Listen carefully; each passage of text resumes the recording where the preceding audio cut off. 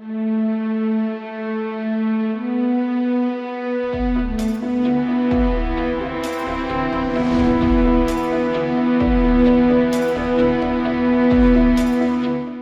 வல்ல இறைவனின் திருப்பெயரால் ஆரம்பம் செய்கின்றோம். த வின்ஸ் ஆஃப் இஸ்லாம் நேயர்களுக்கு பல்வேறு ஆளுமைகளை அவர்களுடைய துறைகள் குறித்து, அவர்களுடைய பணிகள் குறித்தான விவரங்களை அவர்களிடமிருந்து பேட்டியாக எடுத்து தொடர்ச்சியாக ஒளிபரப்புகிறோம். அதன்படி அந்த வரிசையில் இன்றைக்கு நம்மோடு இணைந்திருப்பவர் சென்னை புதுக்கல்வியினுடைய பேராசிரியரும் ஃபீட் அமைப்பின் துணைத் தலைவருமாக இருக்கக்கூடிய பேராசிரியர் அன்சர் அவர்கள். வின்ஸ் ஆஃப் இஸ்லாம் நேயர்களின் சார்பாக அவரை இந்த நிகழ்ச்சிக்கு வருக என வரவேற்கிறோம். சார், அஸ்ஸலாமு அலைக்கும் சார். வலைக்கம். சார், முதல் தடவை நிகழ்ச்சி இல்லை, எங்களுடைய சேனலுடைய பேட்டியில உங்களை இணைச்சுக்கிட்டால எங்களுக்கு மகிழ்ச்சி. சொல்லுங்க சார், உங்களை பத்தியும் உங்களுடைய இந்த ஃபீட் அமைப்பை பத்தியும் எங்க நேயர்களுக்கு சொல்லுங்க சார்.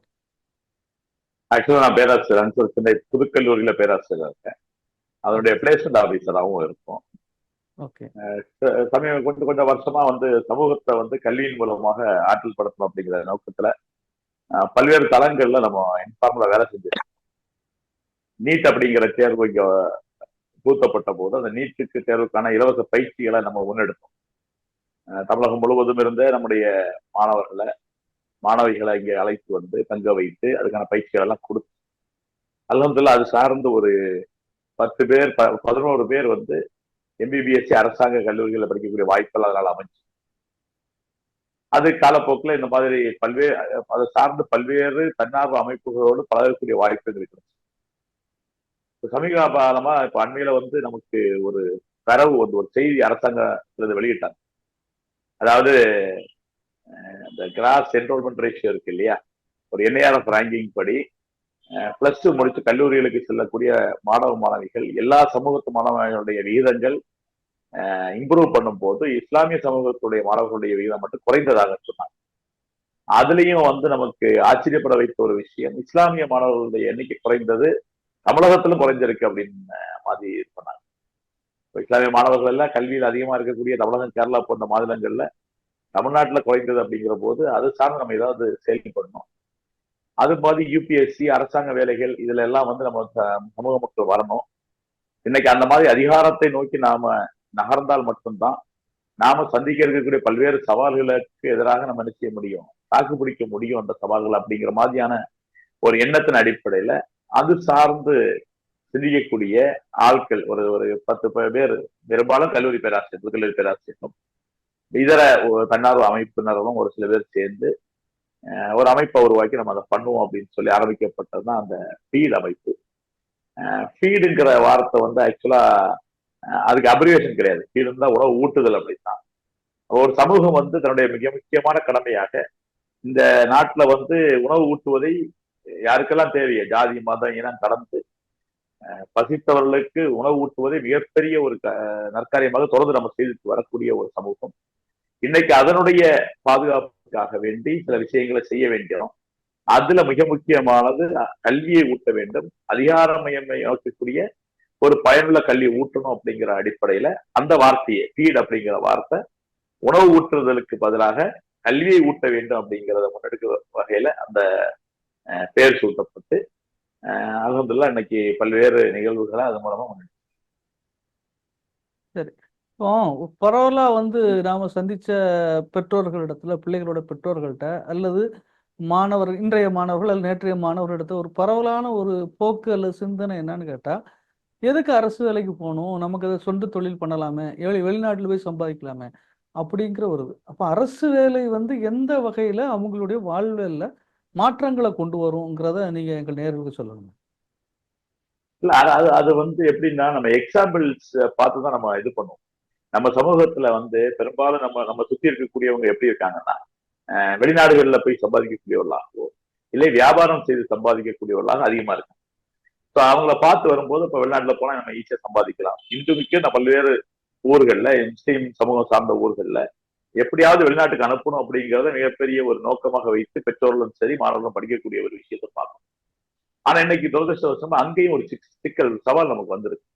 எந்த நாடு வந்து இந்த நாடுகள் எல்லாம் நமக்கு அதிகமாக வேலை வாய்ப்பு தந்ததோ அங்கேயே அந்த நாட்டை சார்ந்தவர்களுக்கு வேலை கொடுக்கணும் அப்படிங்கிற ஒரு நிர்பந்தமான சட்டங்கள் உருவாக்கப்பட்டு அங்க இருக்கக்கூடிய வாய்ப்புகள் நமக்கு குறையுது. அது ஒரு நெருக்கடி.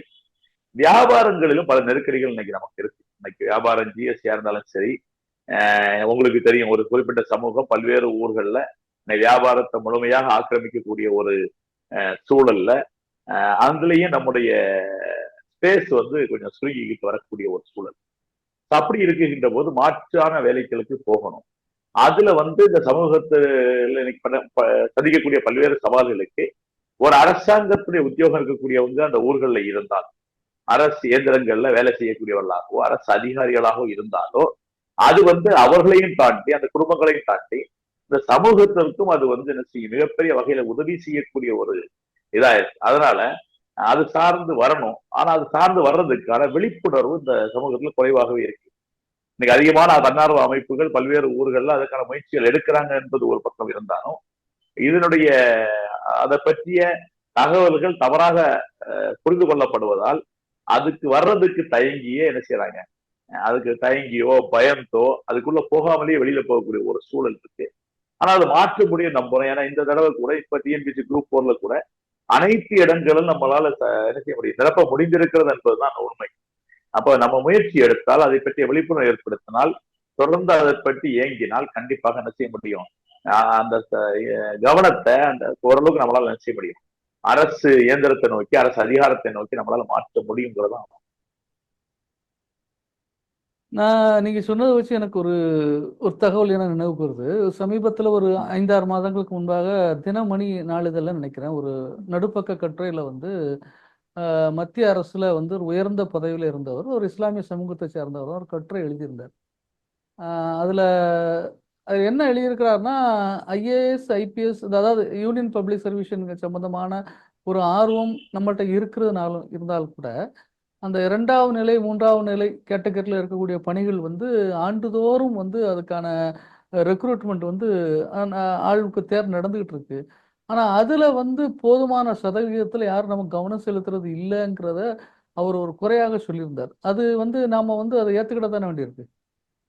கண்டிப்பா கண்டிப்பா அதுல வந்து மாற்று கருத்து இல்லை.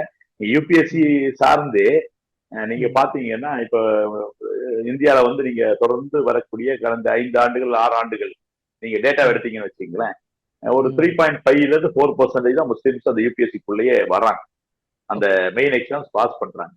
அதுல அதிகமான மாணவர்கள் எந்த மாநிலத்தை சார்ந்தவர்கள் பாத்தீங்கன்னா ஒன்னே ஜம்மு அண்ட் காஷ்மீர் இருக்காங்க, இல்ல பீகார் மாநிலங்கள்ல தான் இருக்காங்க. தமிழகத்தை கம்பேர் பண்ணும்போது ரொம்ப கம்மி. அதுல நீங்க மிக முக்கியமான ஒரு ரீசனா பார்க்கும்போது இப்ப ஜம்மு அண்ட் காஷ்மீர் எவ்வளவு எப்படிப்பட்ட மாநிலம் உங்களுக்கு தெரியும். அங்கேயே கத்துக்கிறது வந்து ரொம்ப சவாலான ஒரு விஷயத்துல அப்படிப்பட்ட மாணவர்களை எல்லாம் எடுத்து சகாத் பவுண்டேஷன் இந்த மாதிரி அமைப்புகள் அதுக்காக வேண்டிய செயல்பட்டு அதுக்கு டெல்லியில் அதுக்கான கட்டமைப்புகளை உருவாக்கி அவங்கள பயிற்சி கொடுப்பது அவங்களுடைய மிக முக்கியமான வேலையா. ஜாமியா மில்லியாவாக இருக்கலாம், இது மாதிரி நிறைய அமைப்புகள். பீகார்ல அந்த மாதிரியான முயற்சிகள். பீகார்ல பொதுவாகவே அரசாங்க வேலையை நோக்கிய ஆர்வம் வந்து அங்க இருக்கக்கூடிய ஆட்களுக்கு ஊட்டப்படுகிறது. அது எந்த சமூகத்தை சார்ந்தவரும் அவங்களோட இருக்கும்போது இவங்களும் என்ன செய்யறாங்க, அதை நோக்கி வர்றாங்க. ஆனா நம்ம ஆட்கள் அதிகமாக வேற வேலை வாய்ப்புகள் எல்லாம் எங்களுக்கு இருக்கிறதுனால இன்ஜினியரிங் படிக்கிறோம், அந்த மாதிரியான வாய்ப்புகளை நம்ம முன்னேறி இருக்கிறதுனால பொதுவாகவே அரசாங்க வேலையை நோக்கி அந்த சிந்தனை வந்து கம்மி. அது நம்ம சமூகத்தில் ரொம்ப கம்மி. அப்ப யூபிஎஸ்சி நோக்கியும் இங்க இப்ப நம்ம இல்மி கிளாஸ் போன்ற அமைப்புகளை வந்து அதை நோக்கி பயணம் ஆரம்பிச்ச போது நம்மகிட்ட ஒரு ஆர்வம் வருது. ஆனா அதுக்கு அடுத்த லெவலில் இருக்கக்கூடிய குறிப்பா staff selection commission, railway recruitment board போன்ற எக்ஸாம்ஸுக்கான விழிப்புணர்வுகள் குறையும். நம்ம ஆட்கள் வர்றாங்க, இப்ப கொஞ்சம் கொஞ்சமா வர்றாங்கன்னா கூட அது நாக்கிய பயிற்சி தளங்கள், இஸ்லாமிய அமைப்புகள் நடத்தக்கூடிய பயிற்சி தளங்கள், அதை நோக்கிய விழிப்புணர்வு கூட்டங்கள் எல்லாம் கம்மி. டிஎன்பிசி குரூப் 4 கூட நம்ம ஓரளவுக்கு முயற்சி பண்றோம்.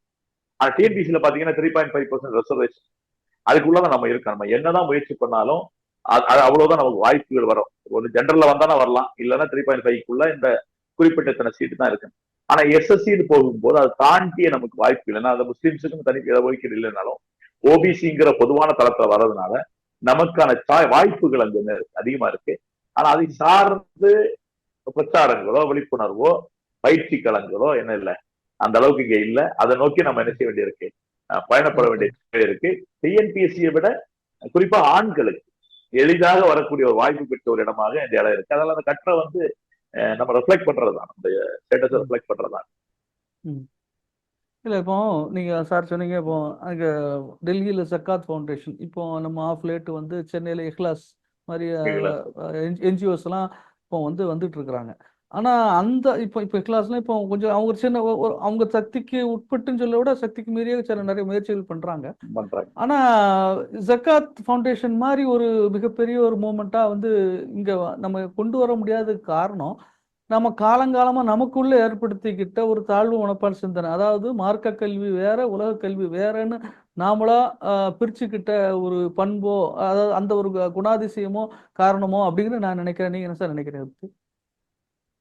அது நம்ம தொடர்ந்து சொல்லிட்டு இருக்கக்கூடிய ஒரு ரீசன். பட் பெரும்பாலுமே கல்வி சார்ந்து நம்ம என்ன செய்யல, அதிகமாக பயணிக்கல.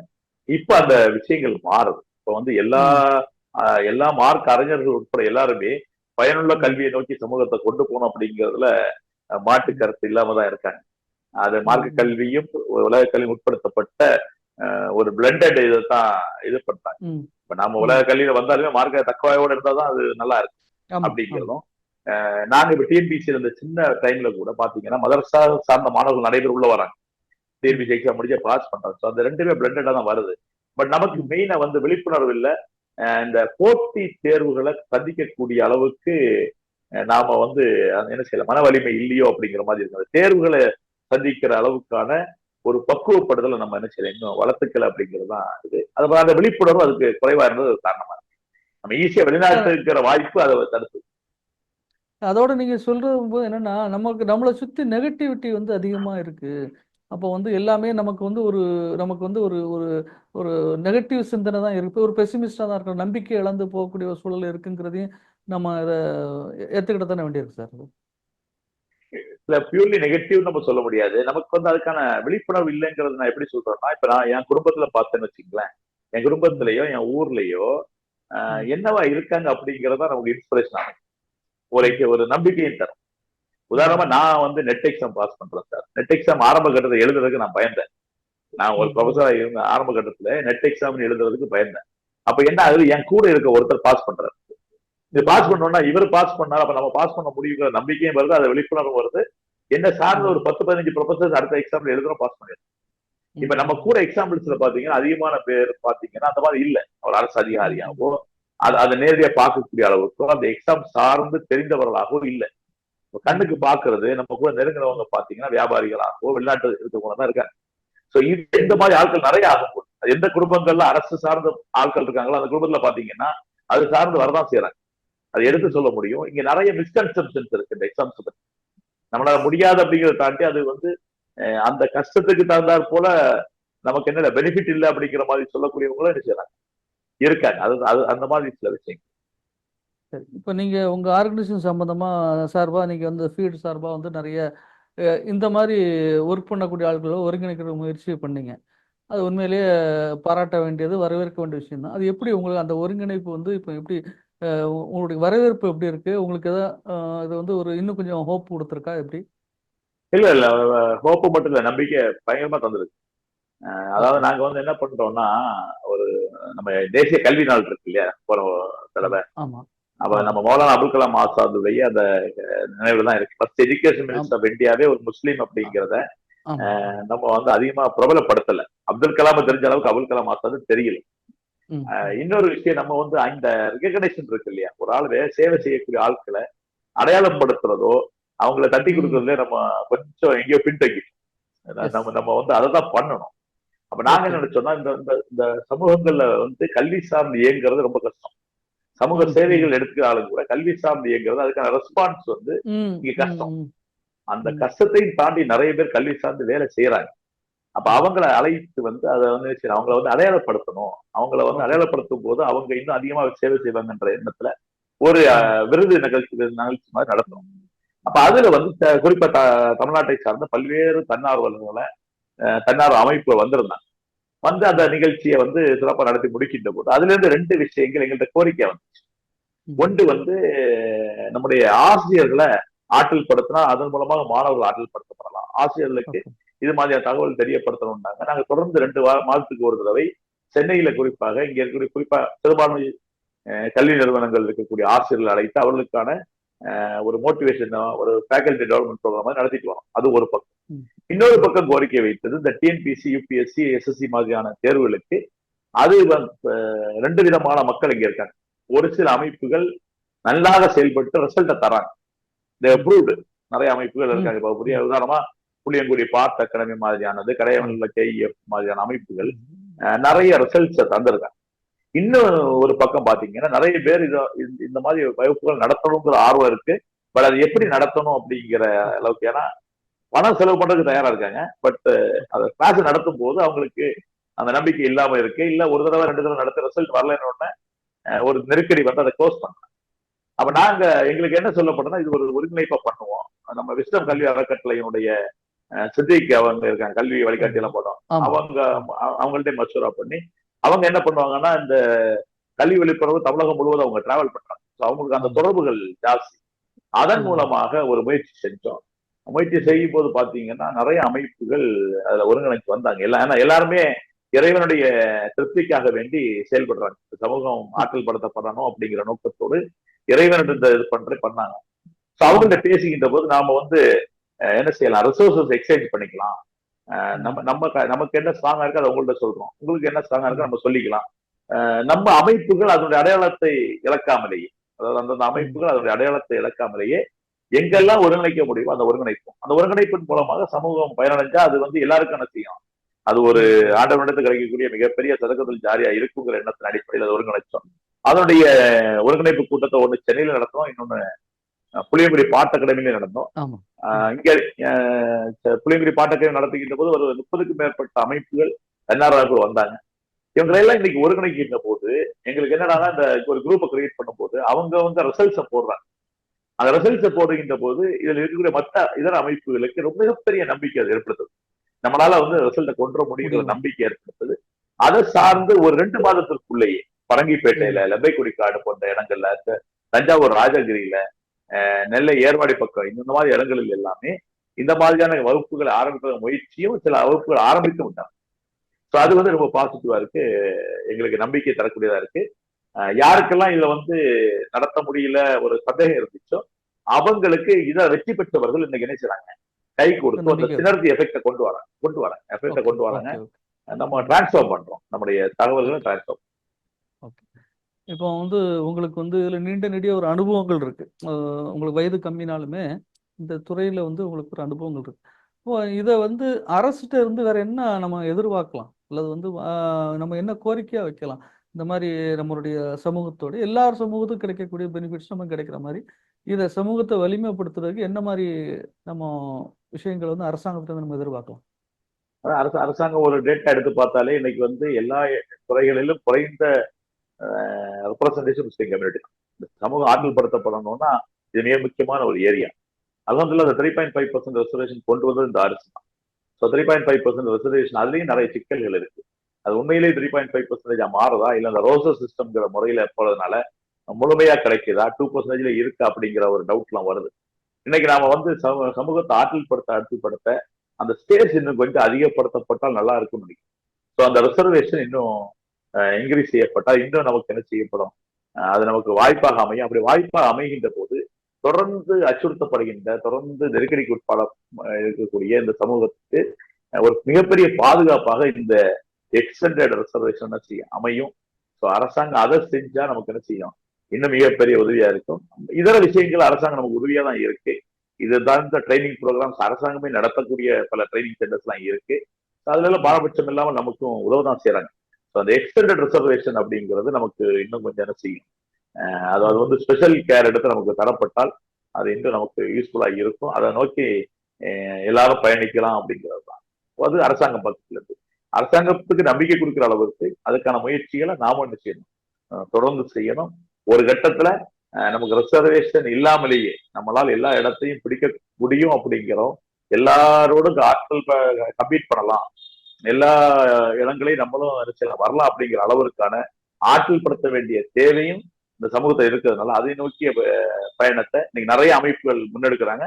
அந்த அமைப்புகளுக்கு சமூகம் என்ன செய்யணும், ஓய்ந்த ஆதரவு அளிக்கணும். ஆதரவு அளித்து சப்போர்ட் பண்ணா நிச்சயமாக நம்ம ஒரு மாற்றத்தை மிக விரைவில் என்ன செய்யலாம், எதிர்பார்க்கலாம், கொண்டு வரும். இப்போ சார் சொன்னீங்க, நான் என்னோட அடுத்த கேள்வி நீங்க எடுத்தீங்க, சமூகம் என்ன செய்யணும்னு சொல்லி. இந்த மாதிரி என்ஜிஓஸுக்கு எல்லாம் சப்போர்ட் பண்றதை தாண்டி இந்த சமூகம் வந்து இன்னும் வேற என்ன செய்யணும்னு நம்ம எதிர்பார்க்கலாம்? சார் கல்வியை வந்து இன்வெஸ்ட்மெண்டா பார்க்கணும் சார். கல்வியை செலவா பார்க்காம கல்வி இன்வெஸ்ட்மெண்ட் பார்க்கணும். அது சமூகமாக அது செயல்படும்.